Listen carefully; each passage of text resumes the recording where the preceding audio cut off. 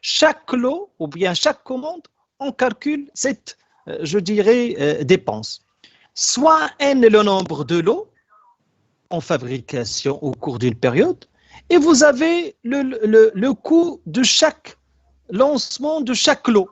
Donc, on va décompter le nombre de lots multiplié par le coût de lancement unitaire.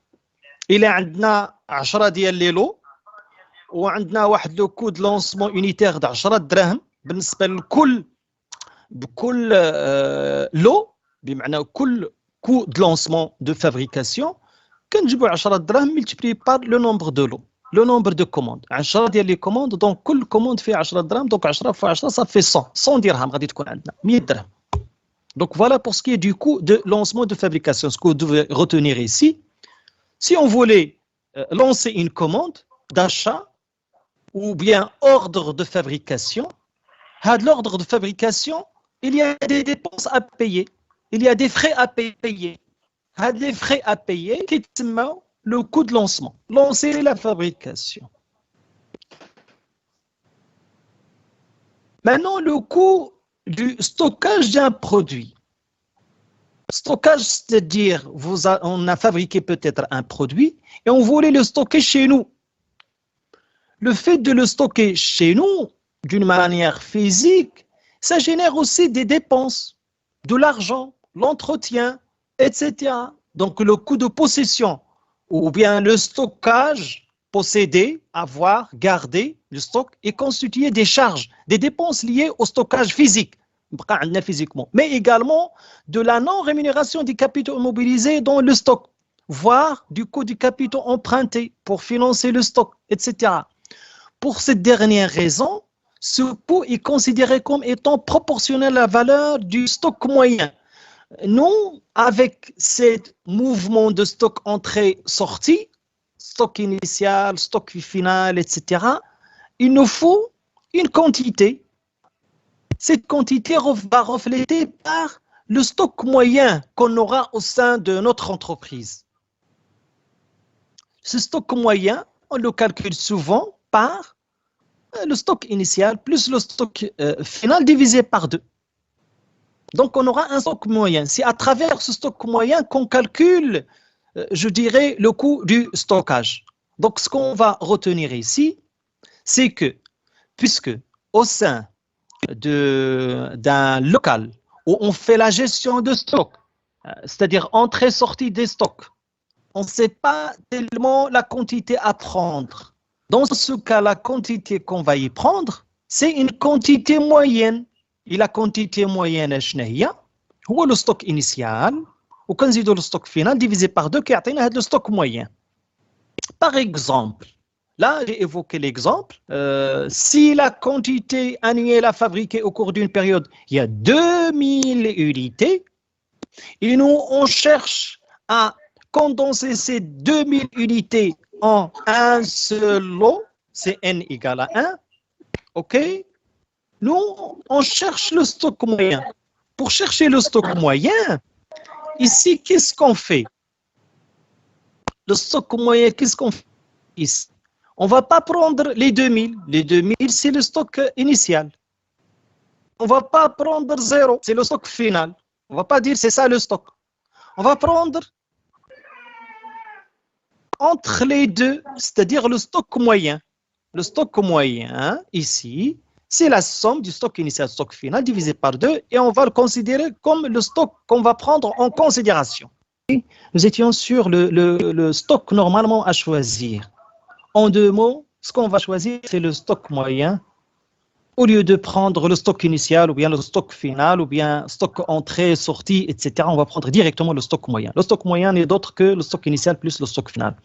À savoir, quand est-ce qu'on doit normalement choisir le lot, oui, quand et comment et à travers quelle quantité. هذا هو السؤال. هنا خصنا نعرفوا شحال حددنا من اللو عندنا وشحال عندنا في لا كونتيتي. Pardon. Si on prend maintenant la situation suivante, nous on cherche à généraliser. Ça sera quoi le stock moyen par rapport à la quantité globale et au nombre de lots? C'est la question qu'on voulait normalement y répondre. C'est simple. Ici, on prend la situation qu'on vient de citer. Si la quantité est égale à 2000, et la quantité par lot, c'est 2000. Donc ici, n est égal à 1. On n'aura qu'un seul lot, la quantité اللي احنا تفاهمنا عليها بالنسبة لكل lot خص يكون فيه 2000. Donc le stock moyen n'est autre que le stock initial plus le stock final divisé par 2. Et donc, pour calculer le stock moyen, on applique directement la règle. Le stock initial plus le stock final divisé par 2 égale à 1000. Voilà.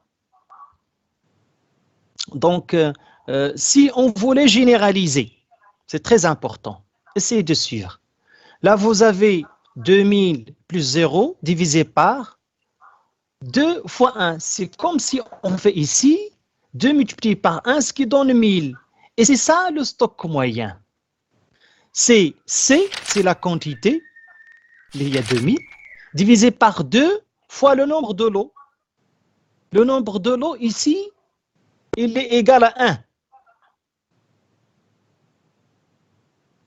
Si on reprend le même raisonnement sur la deuxième situation, ici on choisit le nombre de lots qui est égal à 4. C'est-à-dire on va fragmenter, on va diviser la quantité globale 2000 unités en 4 groupes. Le groupe, ici, ça s'appelle le lot. Donc 2000 divisé par 4, ça donne 500. Donc la quantité par lot, c'est 500. Ici, donc, au cours de cette année, on aura 4 lots, c'est-à-dire 4 fois 500. Donc le stock initial, on va commencer directement par l'entrée de 500 unités. À la fin de la période, ce qu'on va fabriquer, c'est 0. Donc on va commencer par 500, la fin 0, c'est-à-dire le stock initial, c'est 500, le stock final, c'est 0. À ce niveau-là de 500 unités, si on voulait calculer le stock moyen, ça sera quoi? Ça sera le stock initial plus le stock final divisé par 2, ce qui donne directement 250. Et si on voulait généraliser pour avoir la formule stock moyen égale la quantité divisée par 2n, on fait quoi? C'est 2000, c'est le C global, divisé par 2 fois 4, ce qui donne 8. Vous allez me dire comment on a trouvé les 8, etc. Là, on cherche à avoir un lien pour trouver cette formule globale divisée par 2n. OK? Donc ici, on reprend. Donc vous avez 2000 divisé par 4 égale à 500. Mais le stock moyen, ça sera toujours 2000 divisé par 2 fois le nombre de lots. C'est-à-dire 2000 divisé par 8, ce qui donne, si vous voulez, 250. OK? Si je vous demande ici, je vais vous donner un exercice simple. Si la quantité, je vais mettre ici la quantité, un exercice, si vous voulez, un exercice simple, c'est pas un exercice, c'est-à-dire surtout, je dirais, une petite application. Donc, je vais mettre si C égale, on va mettre, je sais pas moi, on va mettre 10 000. Par contre, N, j'ai choisi N égale 25. Ou bien 50. 50 lots. C'est-à-dire la quantité, c'est 10 000, mais N égale à 50. Okay. Donc, à quoi est égal, à votre avis, le stock, je dirais, moyen, ici? D'abord, la quantité par lot. D'abord, la quantité par lot. J'ai entendu 100. déjà, c'est bien. Il y a des gens qui suivent avec moi. Donc, je vais d'abord calculer la quantité par lot, c'est-à-dire chaque lot, combien il va contenir. Donc là, on va mettre quantité par lot. Ça sera le total, c'est-à-dire 10 000 divisé par 50.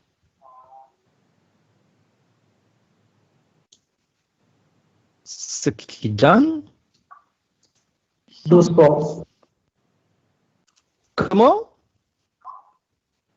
200. Est-ce que vous suivez? Oui, monsieur. 200. Très bien. 200. Maintenant, on cherche le stock moyen de cette partie-là. Qu'est-ce qu'on fait? C'est C sur 2N. Voilà, c'est C sur 2N. Donc, ce Donc, qu'on va faire 10 000 ici, ça sera 10 000. sur 2 fois 50. Mettre stock moyen égale 10 000 Sur 50 fois 2. divisé par, on va mettre le nombre de lots, c'est-à-dire 50, fois 2. on va mettre 2 pour respecter l'ordre. 2 fois 50. 50. Ce qui donne combien? 100. 100. 100. 100. Voilà. 100. Donc voilà, si vous voulez, je dirais le stock moyen. Donc, et bien sûr, le stock moyen, on peut le trouver par la méthode classique.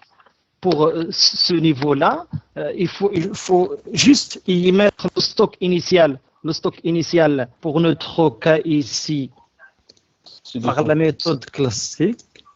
Le stock initial, c'est 200. 200.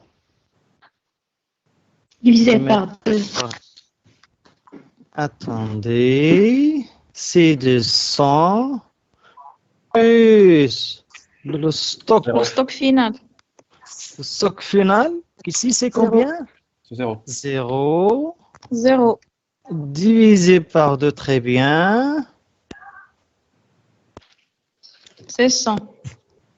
Qui donne 100. Et donc, ça. Voilà. Donc, je crois que tout le monde a assimilé l'exemple. Donc, pour généraliser, on va dire que, voilà, si vous voulez, le stock moyen est toujours égal à C divisé par 2N. On continue. Si on met ça sur le graphique pour bien assimiler la chose, voilà, si vous voulez, la courbe qui stipule l'hypothèse numéro 1. On démarre par 2000. À la fin de l'année, vous avez 0. Ici, le stock moyen directement n'est d'autre que 1000. Mais dans la situation numéro 2, on est en train de fragmenter cette quantité en lots, en 4 lots. Donc, on a la période 1, période 2, période 3, période 4. N'oubliez pas notre objectif global. Non, on voulait gérer le coût de stock ou bien évaluer surtout le coût de ce stock. On vient de citer le coût de lancement, ou bien de la commande, ou bien de la fabrication. C'est le coût unitaire fois le stock moyen. OK? C'est le coût de lancement. Maintenant, le coût de possession, c'est-à-dire pour garder ce stock au sein de l'entreprise. Pour le garder, regardez ici. Là, vous avez le coût de stockage unitaire fois le stock moyen. Le stock moyen n'est d'autre que ce qu'on vient de calculer, C divisé par 2N. Et le coût total de gestion, c'est la somme des deux, le coût de lancement et le coût du stockage.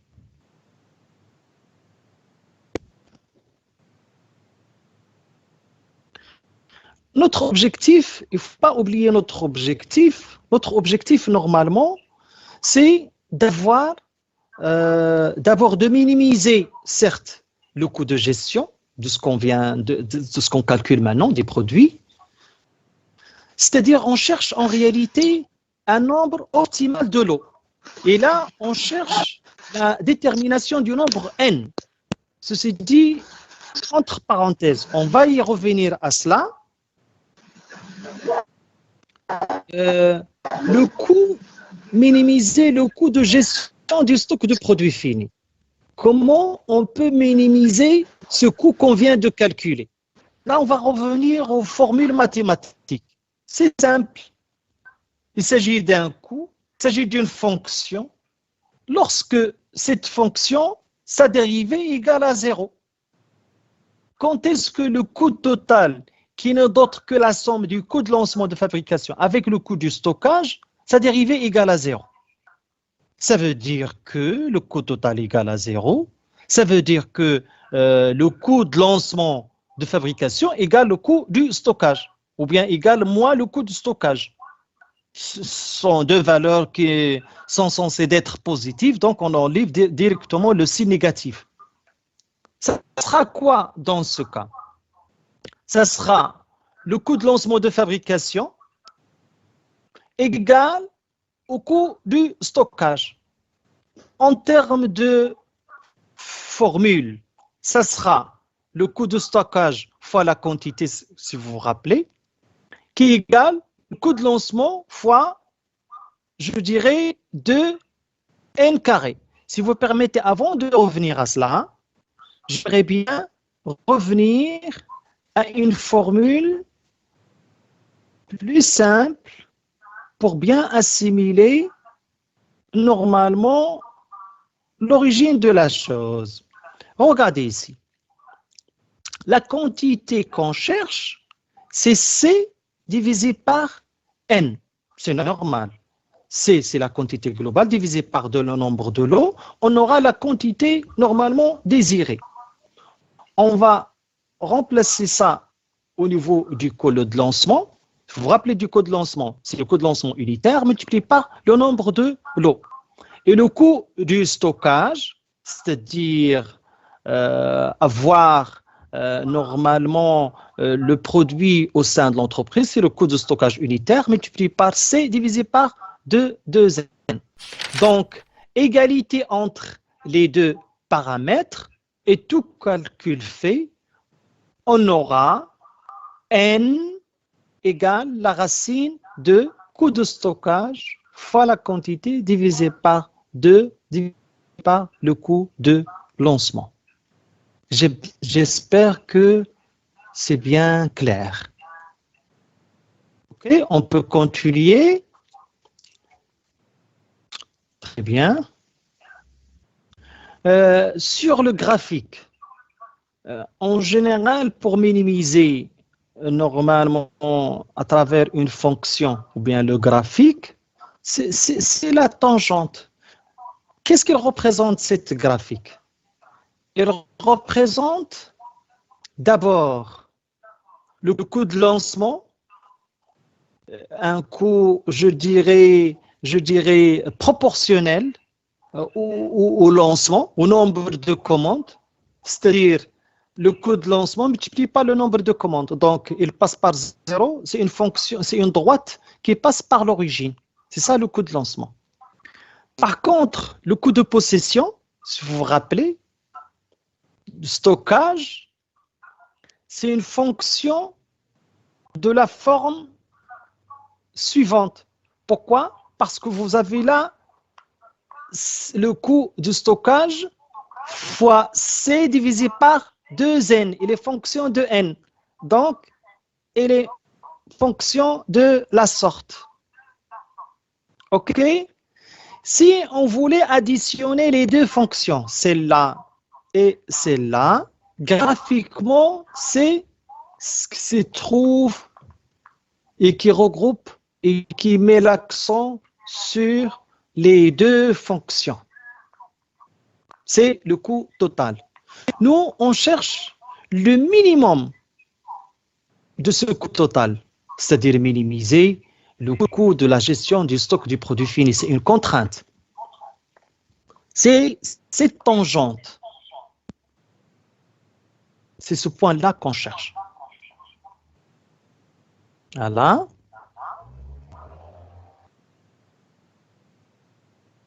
Donc, le coût total de la gestion, il est minimal lorsque le coût de lancement est égal au coût de stockage. C'est ce qu'on avait normalement étudié sur le diapo précédente. Or, C sur N égale à Q, donc N égale C sur Q. Le même raisonnement et la quantité qu'on aura, c'est la racine de 2 fois le coût de lancement fois la quantité divisé par le coût de stockage. Donc voilà, si vous voulez, le lot économique.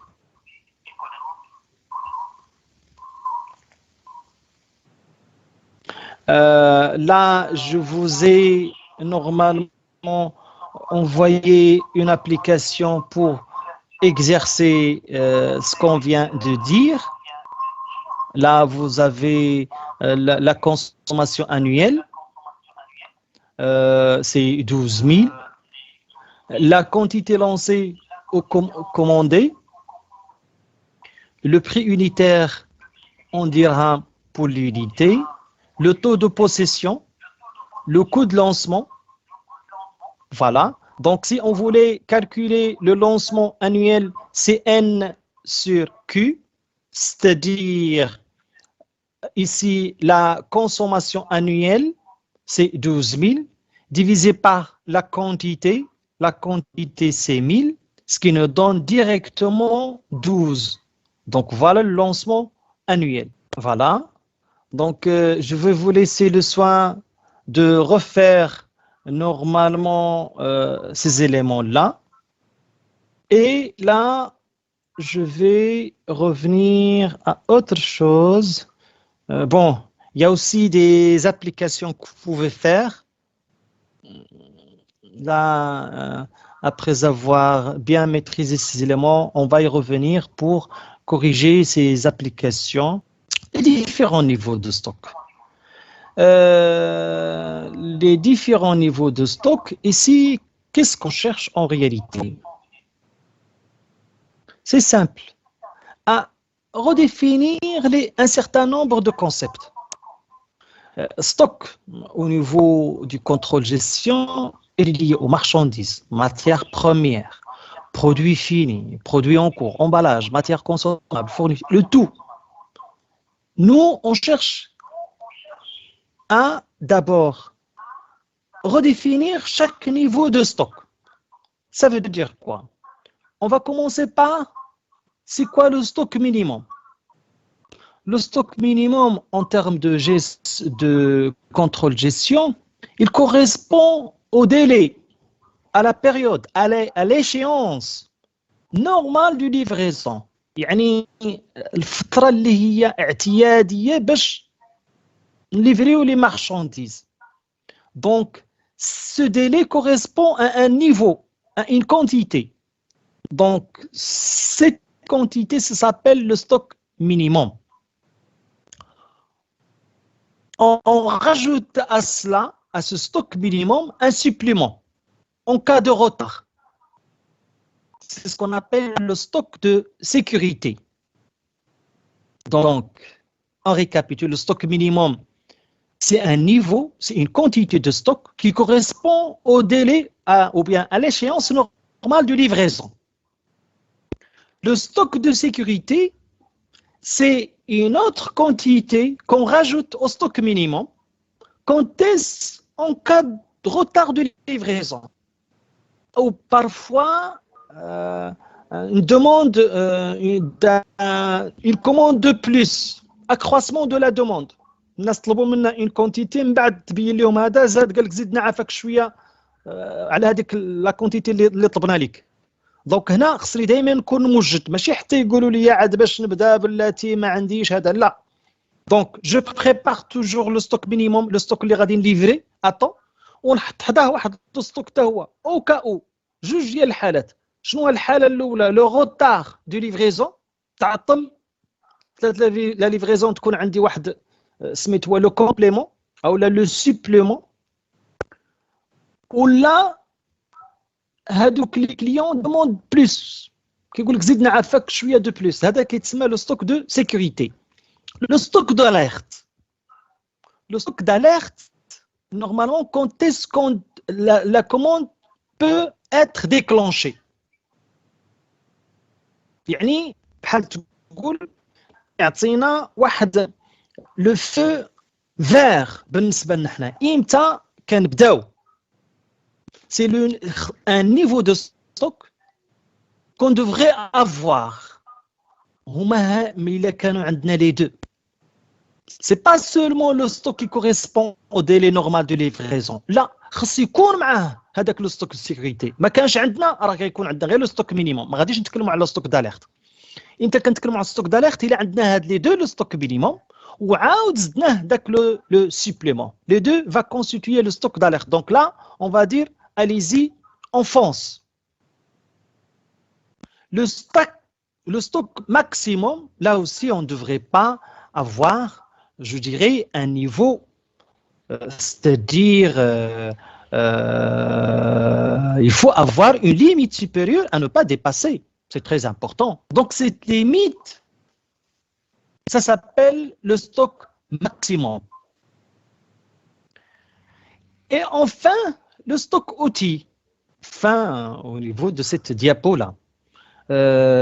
Le stock outil, il est indispensable à l'activité commerciale ou industrielle. C'est-à-dire, quoi indispensable? Il doit exister, demeurer au sein de l'entreprise une longue période. Pour cela, on l'appelle le stock immobilisé. Et on le classe au niveau de la comptabilité générale dans la classe 2, alors que les stocks, normalement, appartenaient à la classe numéro 3. Donc là, on vire ce genre de stock vers les immobilisations, vers la classe 2, bien sûr, au niveau de la comptabilité générale. Le stock moyen, n'est d'autre que, je dirais,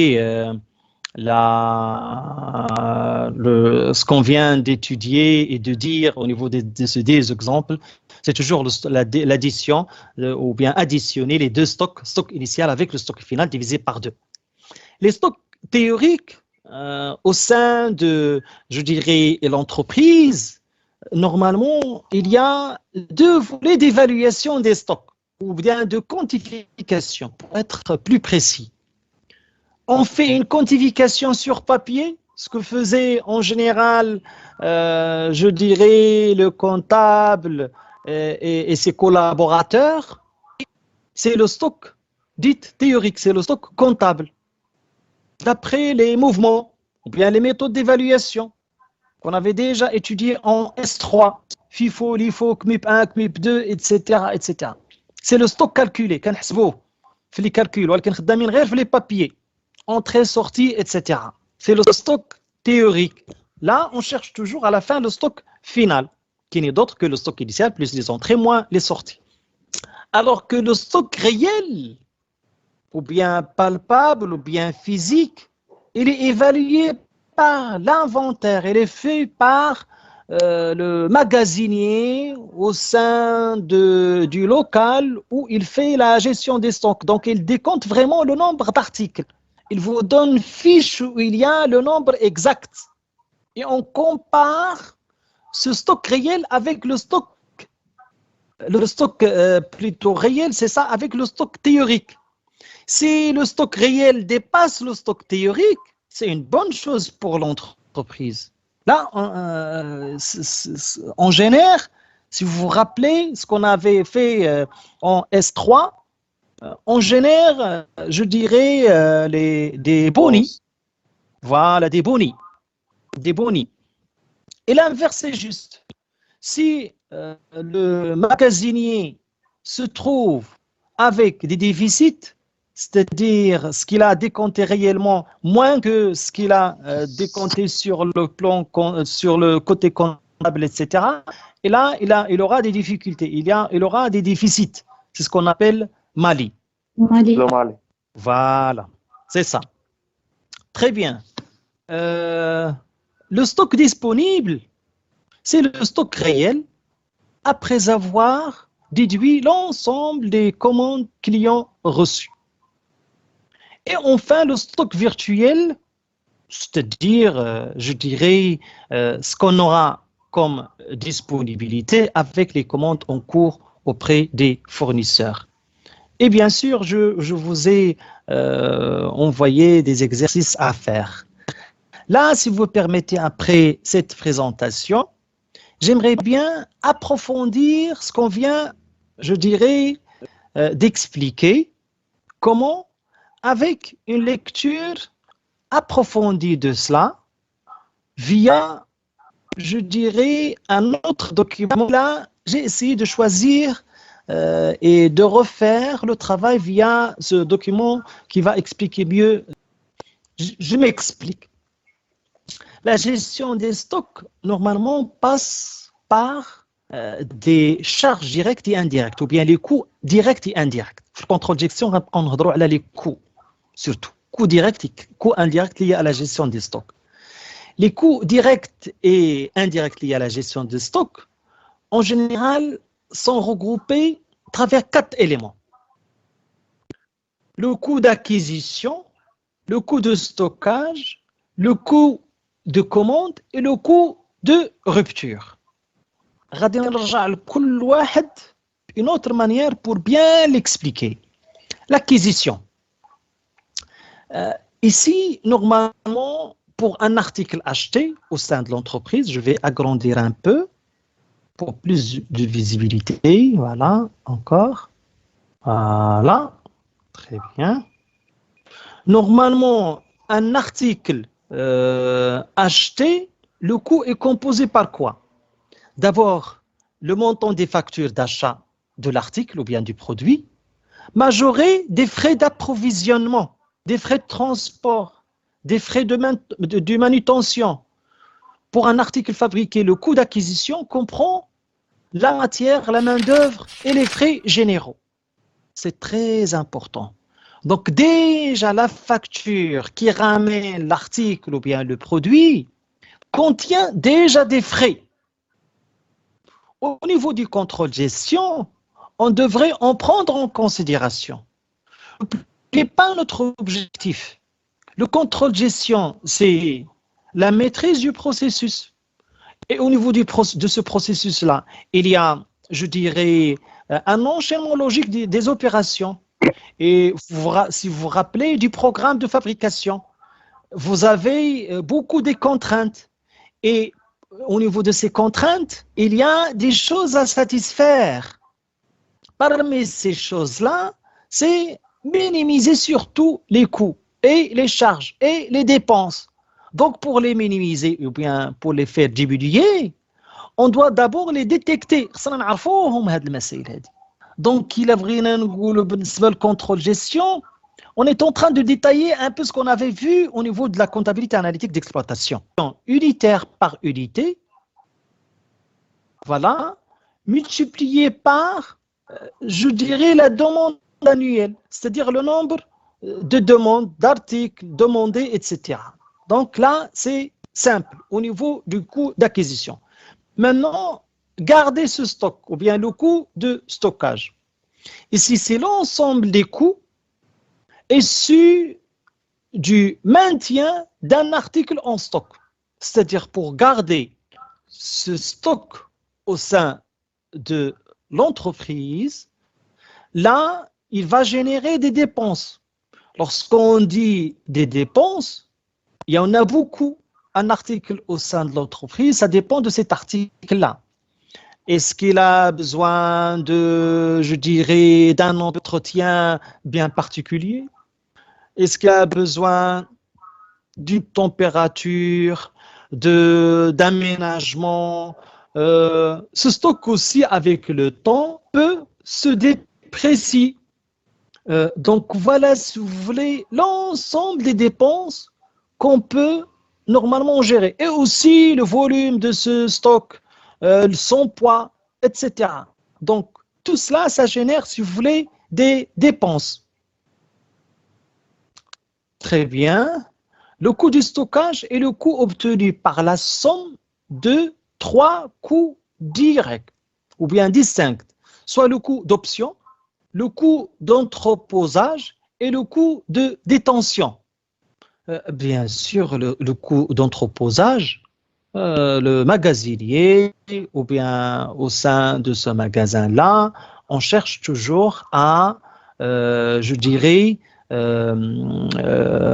donner un prix ou bien quantifier ça par un prix donné.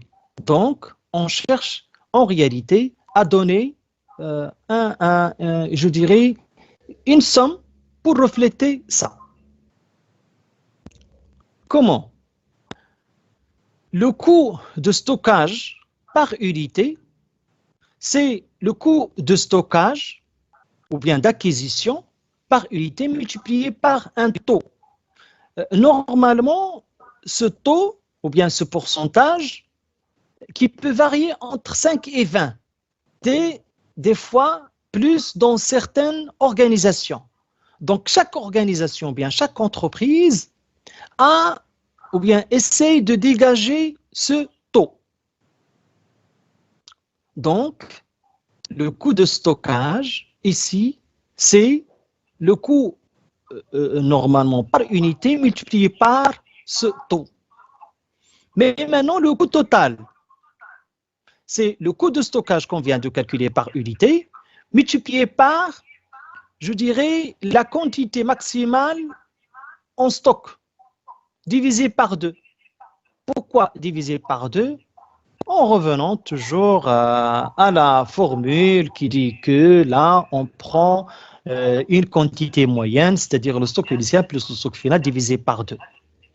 Donc voilà, si vous voulez, une manière, les entreprises pour laquelle les entreprises évaluent et quantifient le coût de détention du stock. Bien sûr, ici, j'ai mis les éléments en général cités. Maintenant, on passe le coût de passation de commande au coût de lancement de fabrication. Ici, là, on revient à d'autres concepts qu'on va redéfinir de la sorte. Comment? Pourquoi j'insiste sur ces éléments-là? Parce que tout simplement, ils varient d'une, je dirais, d'une explication à une autre et les étudiants, le jour de l'examen, on trouve une difficulté pour calquer ce qu'ils ont déjà vu sur cet examen ou bien sur cette, je dirais, concours. Comment? Ici, on cherche le coût de passation de commande ou bien lancement de fabrication. Vous vous rappelez tout à l'heure, on a dit que c'est le coût de lancement, mais d'autres que le coût de lancement par unité multiplié par le nombre de lots. Le coût de passation de commande comprend des coûts administratifs.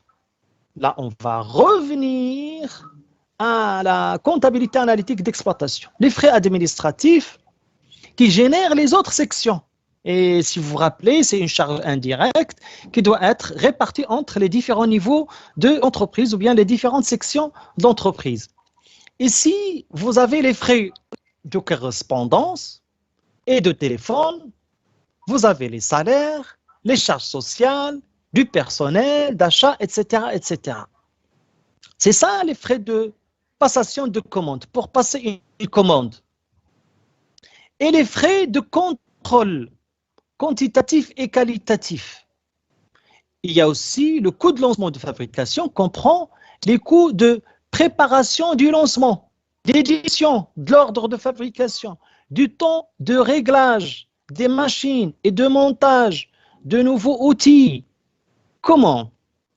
Je ne sais pas moi, si vous avez une entreprise industrielle qui fait la fabrication des je dirais, des chaises. Donc, après la fabrication de chaque quantité de chaises, on doit entretenir ces machines-là, enlever les outils utilisés par ces machines, faire l'aménagement, etc. Tout cela va constituer le coût de passation de notre commande ou bien le coût de fabrication.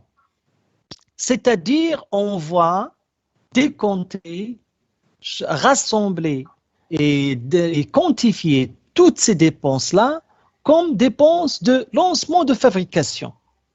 Donc, on peut dire que le coût de commande correspond à la consommation pour cette période divisé par la quantité achetée lors de l'approvisionnement.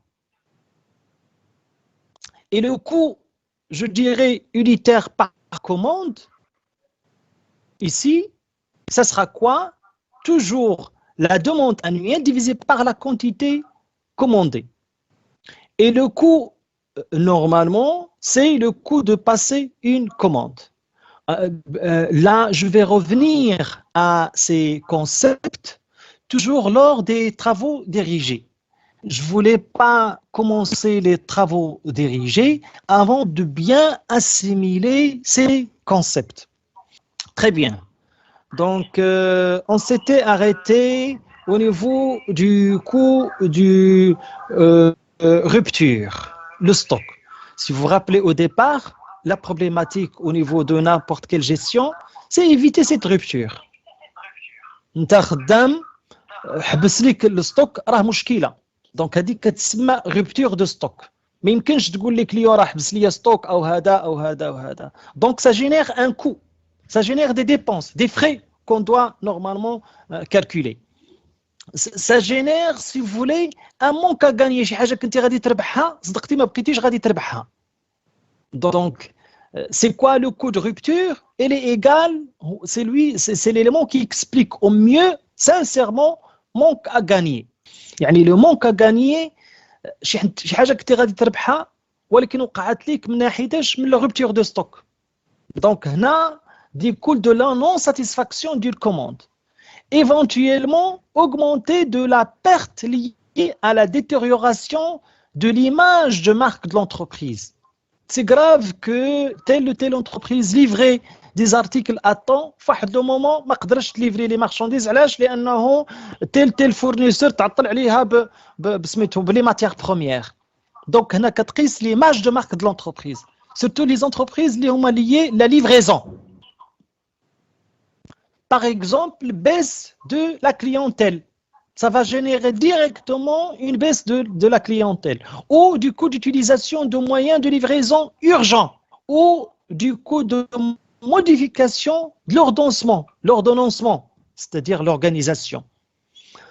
Donc, qu'est-ce qu'il contient? Là, j'ai mis un certain nombre de demandes liées à la rupture qui comprend quoi? D'abord, la main-d'œuvre inoccupée. Directement, on aura ce qu'on appelle le chômage technique. كيكون عندك دي نورمالمون ملي كتكون rupture de stock كيكون الناس اللي كان عندك تعطيهم الخدمه ما غاديش يبقاو يخدموا. Donc vous aurez normalement un temps mort. L'équipement vont s'arrêter carrément. Il y a aussi les coûts occasionnés par les changements dans les programmes de fabrication. Le programme de fabrication, c'est-à-dire, si vous vous rappelez le programme de fabrication, c'est-à-dire le programme de production, c'est-à-dire l'enchaînement logique des opérations qu'on avait étudié, c'est-à-dire la satisfaction des contraintes, donc les équations, les inéquations. Donc, il y aura un changement au niveau de ce programme. Il y a aussi la perte de réputation de l'entreprise, c'est-à-dire là, l'image de l'entreprise. Et il y aura par la suite la perte de commandes. Les commandes on va les satisfaire, on ne va pas les satisfaire. Autre chose, les coûts des procédures d'urgence pour accélérer les livraisons. Et enfin, les coûts supplémentaires de sous-traitance pour respecter les délais. Bien sûr, si l'entreprise travaille avec d'autres entreprises qui font la sous-traitance, imaginez que moi, en tant qu'entreprise mère, j'ai retardé la livraison d'un produit semi-fini à une autre entreprise ou bien l'inverse. Là, il y aura un retard qui va se générer entre les autres entreprises. Donc, il n'y a pas plus grave que, je dirais, la rupture du stock.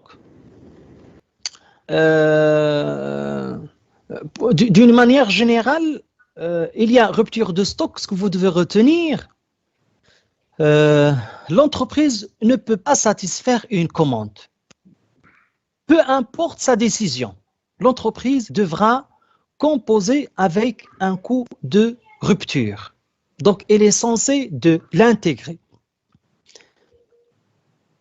Et ce n'est pas évident, sincèrement, de déterminer le coût. Il peut générer parfois la fermeture de l'entreprise. Donc, la gestion des stocks, ou là, la partie elle est plus importante, elle est décisive au niveau de la prise de décision, au niveau de la production, la suite, la livraison, l'image de marque de l'entreprise, etc., etc. On pourra prendre alors une valeur préétablie, sans calcul, de la perte d'une vente en dollars, par exemple, d'un arrêt de production ou le coût d'un relance. Donc là, il y a un problème qu'on ne peut pas vraiment gérer facilement. Là, j'ai essayé via ce, je dirais, schéma, je vais réduire pour que ça sera visible entière et j'espère le cas pour vous ici aussi. Donc, regardez ici, le coût et la gestion des stocks ou bien des approvisionnements. Là, j'ai mis ici les 3 coûts liés à l'approvisionnement.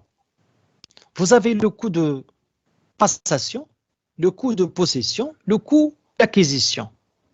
Certes, il faut au départ en faire de la prévision. C'est en général une demande qui est externe, ce qui va générer le coût lié à la manque d'articles, c'est-à-dire pénurie, ou bien le coût lié au stockage. Bien sûr ici, toujours ce coût lié au stockage, lié à la quantité livrée. Donc, il faut revenir à avoir les stocks qu'on avait traités tout à l'heure. C'est-à-dire d'abord le stock de sécurité qui correspond, si vous vous rappelez, au délai normal. C'est une quantité qu'on devrait avoir. Je me couche le coût, la dépense liée à la pénurie. Je me couche le stockage. Et après avoir dépassé ce stade-là, là, il faut avoir un stock d'alerte qui en combine le stock de sécurité avec une autre quantité pour commander. Donc là, on peut déclencher l'alerte et comme ça, on peut gérer sincèrement le coût de stockage. Et bien sûr, il y a un stock maximum, c'est-à-dire un seuil à ne pas dépasser. Donc là, ce schéma récapitule, si vous voulez, ce qu'on vient de dire en général. Encore, je vais détailler la manière maintenant de la gestion des stocks. On en a parlé, voilà les calculs. On n'a pas encore fait des calculs sur chaque partie, mais passons maintenant à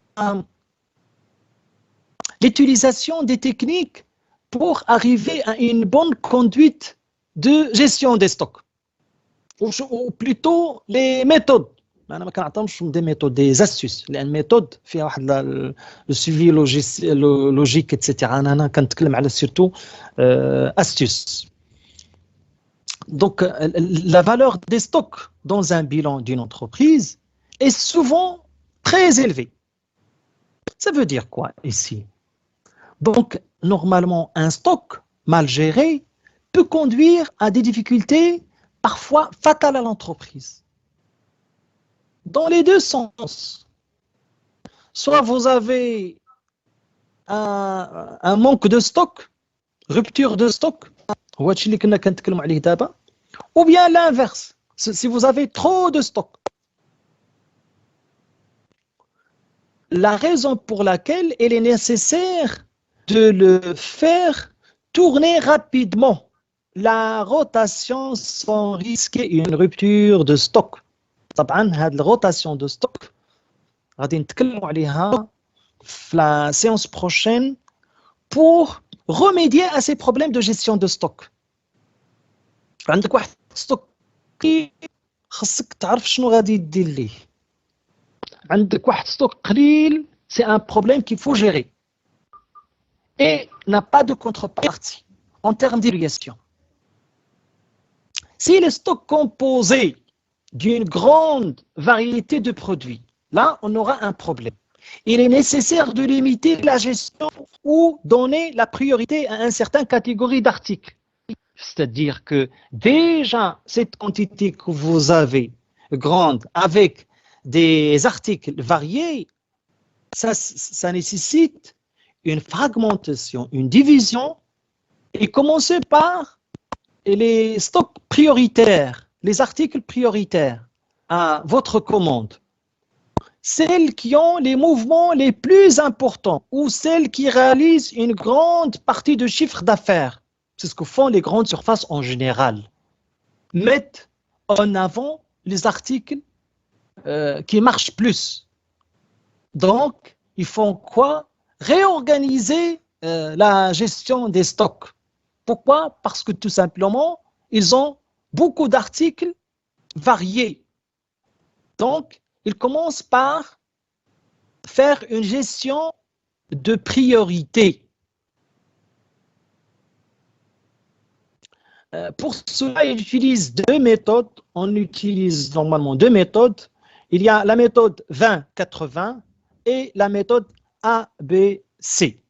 Bien sûr, ici, la méthode ABC au niveau de la gestion stock, ce n'est pas la méthode ABC au niveau d'activité. Néanmoins, ils ont même, je dirais, le sens ou bien même structure qu'on va étudier d'une manière très approfondie par la suite. Commençons par la méthode 20-80. Dans cette méthode, l'analyse des stocks consiste à rechercher les 20% des articles en nombre représentant 80 de valeur totale du stock. C'est vrai, au sein d'une grande surface, il y a beaucoup d'articles qu'on vend, mais en général, il y a des articles qui marchent plus. Et leur quantité, parfois, moins que d'autres articles qui ne marchent pas, alors que ces articles qui ne marchent pas beaucoup, je ne veux pas dire ne marchent pas beaucoup, ils ont un volume qui est extrême. Donc là, on cherche en réalité à résoudre l'équation. اش هما لي زارتيكل اللي قلال وكيدخلوا لنا بزاف ديال الشيفر دافير.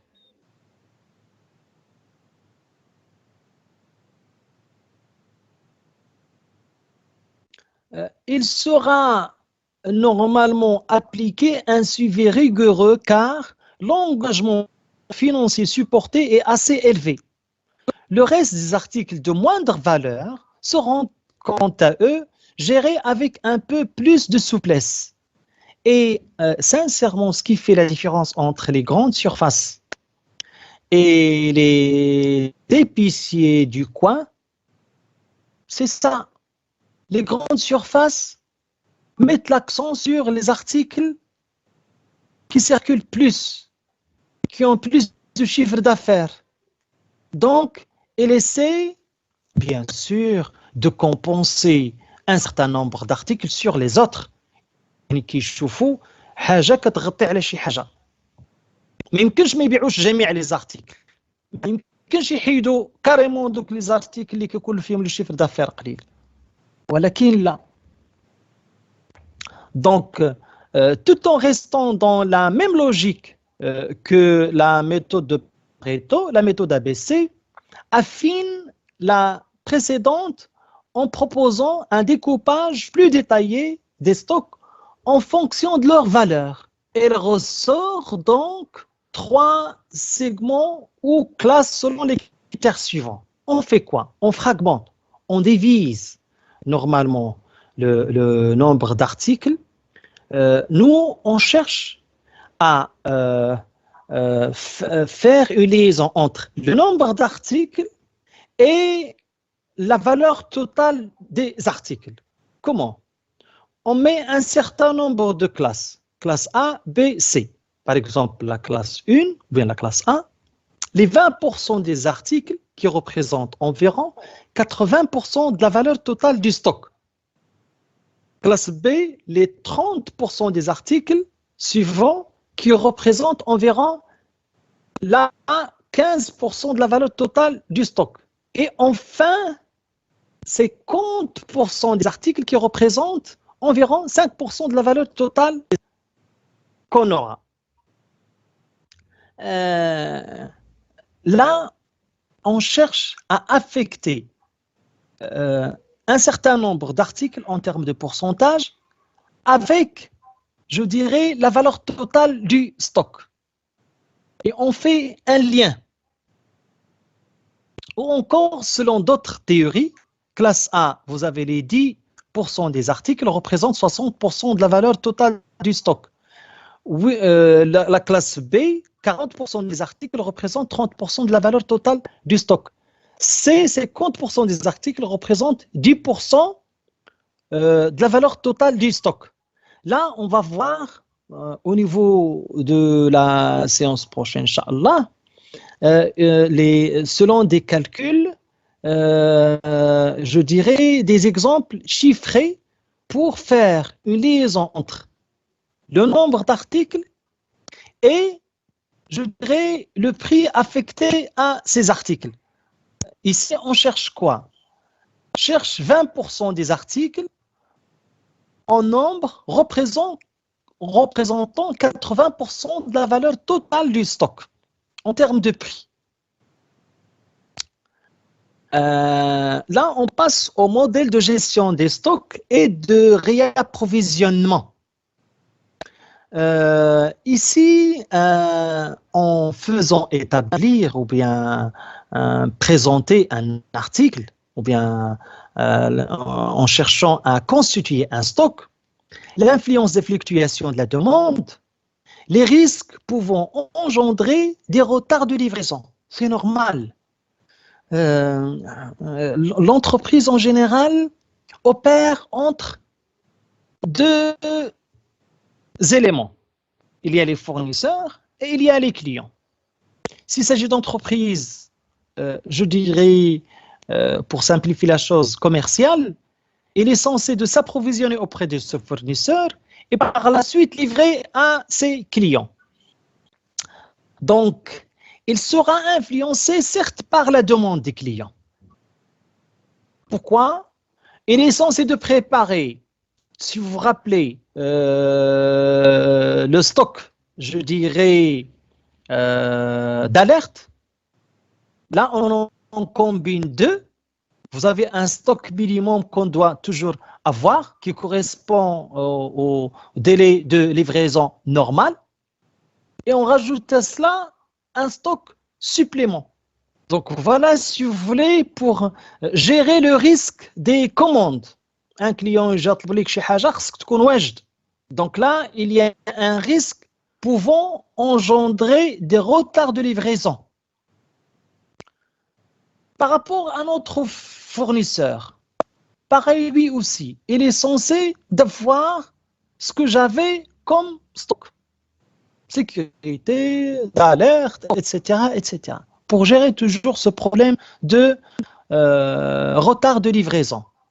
Autre chose qui influence la demande ou bien à la constitution d'un stock, les petites lacunes de production exigent pour plus de sécurité de mettre en place des stocks. Lors du processus de fabrication, on ne sait pas si l'enchaînement logique de la fabrication sera parfait. Ou bien cette fabrication sera achevée à temps.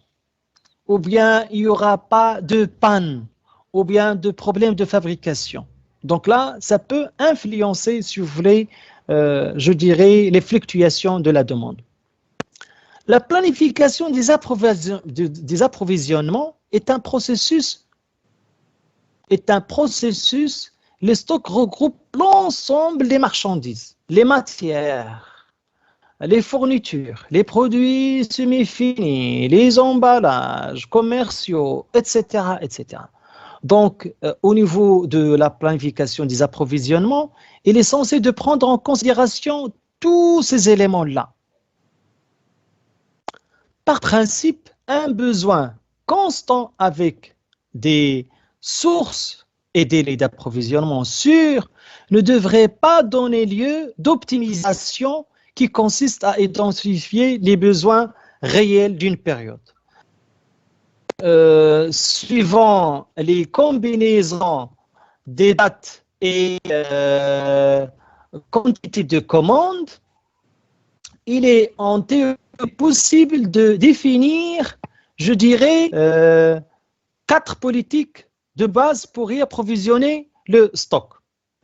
Il y a le réapprovisionnement à date et quantité fixe. Il y a le réapprovisionnement à date et quantité variable, réapprovisionnement à date et quantité variable, et réapprovisionnement à date variable et quantité fixe. Après une étude d'optimisation, c'est-à-dire après la gestion des stocks, après avoir la quantité optimale, et dans le cadre du contrôle-gestion pour bien maîtriser le processus, on passe à l'optimisation des stocks menée par un professionnel. Ça veut dire quoi? Chacune de ces politiques s'adapte soit à un produit, soit une catégorie de produits. Autrement dit, pour un projet de fin d'études, il n'y a pas de politique spécifique. Ça dépend de la particularité de l'article, des caractéristiques de l'article. Ça dépend de l'entreprise. Ça dépend de, je dirais, la variabilité comment les articles sont variés, ou bien la catégorie de produits. Qu'est-ce que ça signifie tout ça?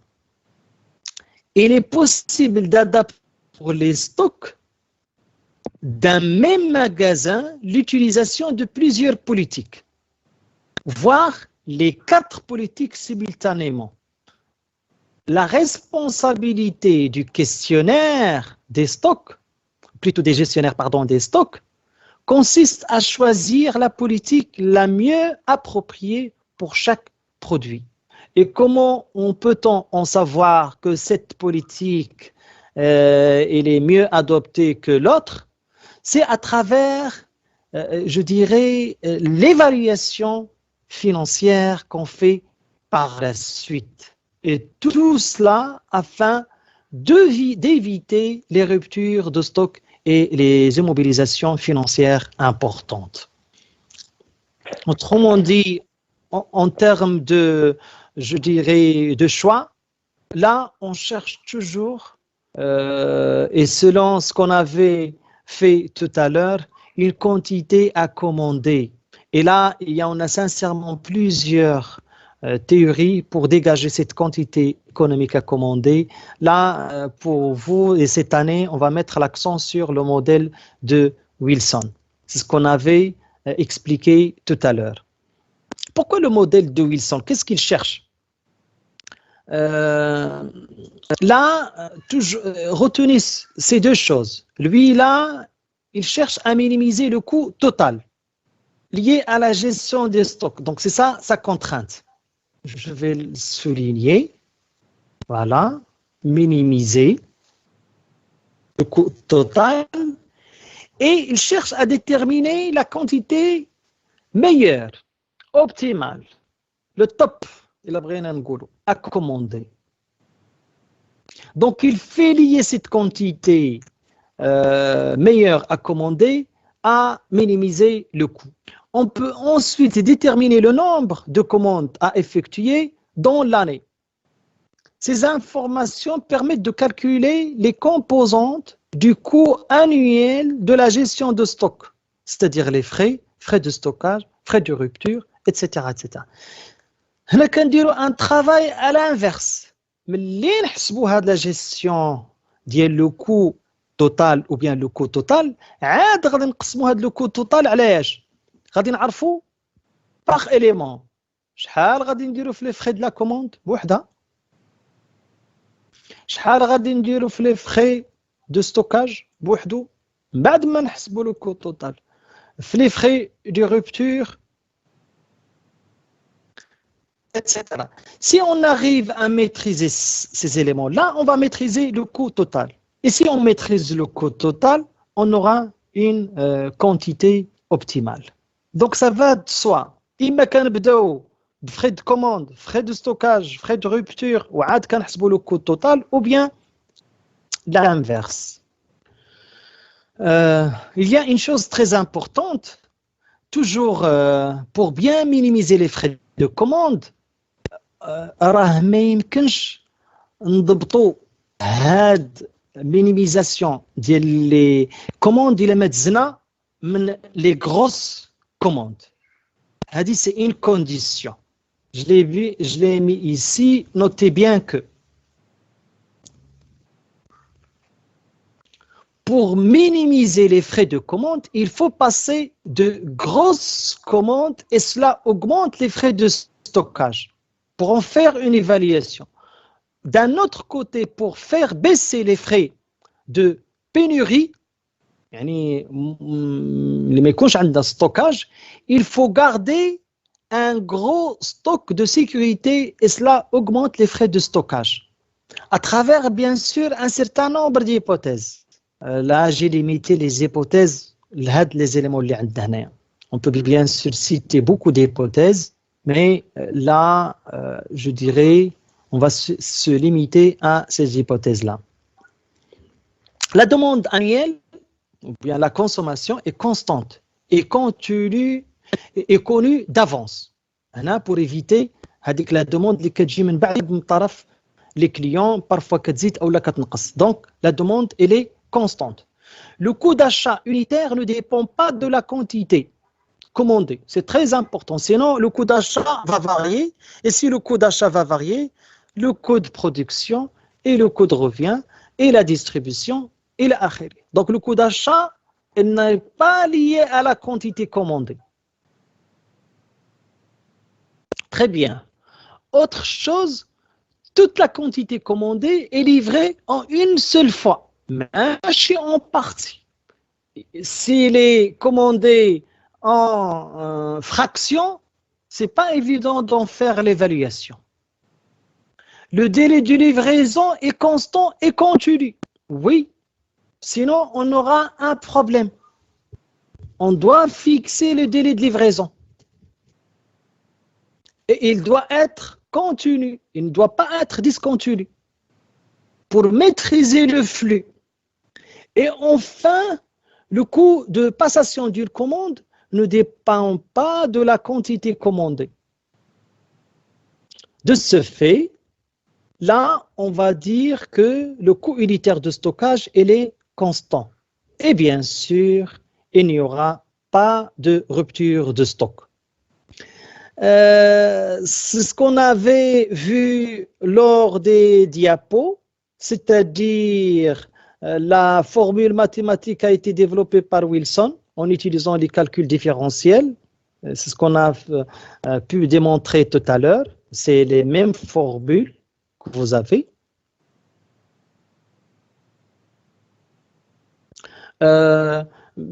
Ici, le réapprovisionnement à date fixe et en quantité fixe. C'est très important. Regardez ici. Pour réapprovisionner à une date fixe en quantité fixe, là, on prévoit des livraisons de produits à date fixe. Les quantités livrées sont égales et peuvent se rapprocher de la quantité économique, correspondre à une livraison partielle d'un contrat annuel. Ça veut dire quoi? il s'appuie cette méthode aux produits dont la consommation est régulière, de faible valeur et de la classe C. Ça veut dire quoi? Ici, vous avez une consommation régulière sur l'année et normalement continue. Et la chose la plus simple au niveau de la gestion des stocks. L'inconvénient de cette méthode, si la quantité de réapprovisionnement est mal calculée ou si la consommation n'est pas régulière, il y a risque de surstockage ou de rupture de stock. C'est normal. Le problème qui se pose, et là où sincèrement qu'il faut bien réfléchir, réapprovisionnement à date variable et en quantité variable. Cette méthode est principalement utilisée pour les produits de classe A, dont les prix de revient varient fortement et dont la disponibilité n'est pas permanente.